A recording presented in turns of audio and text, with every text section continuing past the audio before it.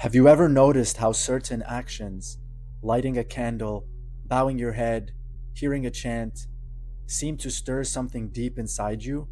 Something ancient, something beyond thought? Carl Jung, one of the greatest explorers of the human mind, believed this isn't a coincidence. He said that beneath our conscious awareness lies a vast inner world, a living sea of images, instincts, and emotions, what he called the collective unconscious. This part of us is older than civilization itself. It existed long before we learned to speak or write. Our ancestors communicated through symbols: fire, water, sun, moon, circle, cross. These weren't decorations, they were living realities that spoke directly to the soul. So while the modern mind speaks in words, the deeper mind, the unconscious, still speaks in symbols. It doesn't understand grammar or logic. It understands image, gesture, rhythm, and ritual. That's why rituals move us so deeply. They awaken something beneath the surface, the part of the iceberg below the water, the primal foundation of our being. Even if we don't consciously believe in a ritual, the unconscious often does. And when we perform it with awareness, the entire psyche begins to align. Jung saw ritual as a bridge, a sacred dialogue between the conscious and the unconscious, a way to make the invisible visible and the intangible tangible. That's why, throughout history, every culture, Hindu, Muslim, Christian, Buddhist, indigenous, has developed rituals. They are not random traditions. They are psychological technologies passed down for thousands of years, ways to transform the unseen within us, which then transforms the world around us. In Hinduism, also known as Sanatana Dharma, or the eternal way, ritual or puja is a sacred art of remembrance.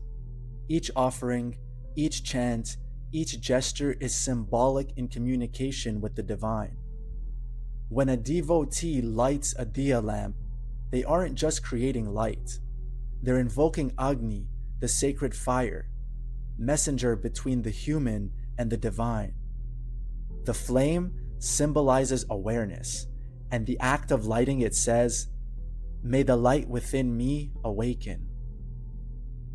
When water is poured before the deity, it represents purification, not just of the body, but of the mind. When food is offered, it's a symbol of surrender, returning what was given by creation back to its source. For those who understand, the entire ritual is a living mirror of the cosmos. The same fire that burns on the altar burns in the heart of the devotee. The same rhythm that guides the prayer guides the planets above. But if the mind is absent, the ritual loses its magic. As the Bhagavad Gita says, "Whatever is offered with love, I accept." It is love, awareness, that charges the act with power. In Islam, the daily Salah prayer is one of the most profound rituals of alignment. 5 times a day, millions of people across the world turn their bodies toward the same direction, Mecca, symbolizing humanity's return to its spiritual center. Each motion of the prayer carries meaning. Standing represents presence before the divine. Bowing represents humility. Prostration represents complete surrender. Before the prayer, wudu, the ritual washing, cleanses hands, face, and feet. But on a deeper level, it purifies the instruments of perception, the hands that touch, the mouth that speaks, the mind that sees. The Quran says, "Indeed, in the remembrance of God do hearts find rest." And that remembrance, Dhikr is the essence of ritual itself. It's not repetition for its own sake. It's rhythmic synchronization of heart and universe, a return to harmony. When done consciously, the simple act of bowing can dissolve the ego and remind us of what we truly are, not separate, but surrendered to the whole. And in Christianity, the same truth is expressed in sacrament and symbol. When bread is broken and wine is shared, it's not only a ritual meal, it's a reenactment of divine communion. The physical act represents a spiritual reality, that the divine became human so that the human may remember its divinity. Baptism, immersion in water, symbolizes death and rebirth, the cleansing of the old self and the awakening of the new. The simple sign of the cross unites heaven and earth, the vertical axis of spirit, the horizontal axis of matter, intersecting at the human heart. Even lighting a candle in a church or whispering a prayer at dawn can reawaken that quiet inner space where God and soul meet. Because the unconscious doesn't need theology. It responds to gesture, light, and sound. Jung warned that when ritual loses its inner meaning, it becomes superstition. The form remains, but the fire goes out. And yet, when done with awareness, even the smallest gesture becomes sacred.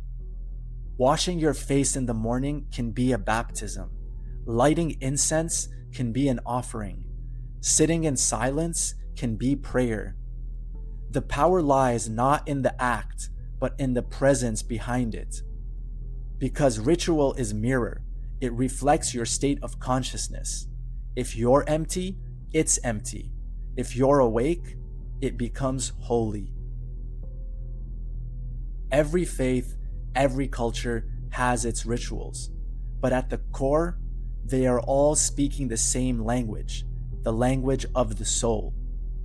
They remind us that the outer world and the inner world are not separate, that what we do outwardly shapes what happens within, and what happens within shapes the world we see. As Jung once wrote, the symbol is the best possible expression for something unknown. Ritual gives that unknown a body, so that the infinite can touch the finite through human hands. So the next time you light a candle, bow your head, or wash your hands, slow down, feel what it represents. Let your body become the altar, your breath the prayer, your awareness the offering. Because when done with presence, a ritual is not just a habit of religion, it is a dialogue with the unseen, a remembering of who you truly are. And perhaps that remembrance is the oldest and most sacred ritual of all. If this reflection stirred something within you, a memory, a question, a feeling, take a moment to share it below. What rituals bring you back to yourself? What simple gestures in your daily life have become sacred? Your reflections help this space grow into a living ritual of its own, a place where seekers can remember together. If you'd like to continue this journey into the depths of myth, psyche, and spirit, subscribe to Emeralds from Eternity. There's so much more waiting beneath the surface.